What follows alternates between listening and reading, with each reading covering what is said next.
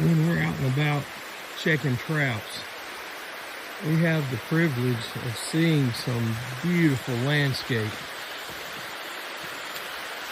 This is a creek that has sides probably 18 to 20 feet in places, 12 to 15 in others. Got this beautiful little, not really a waterfall, but where it cascades down here. Just beautiful. We actually have to cross this to be able to get to all of our trout. And the farmers have a ramp on each side that we can drive up and down to cross. But I just wanted to come down here and video this for a minute and let y'all enjoy some of the beauty that I get to see.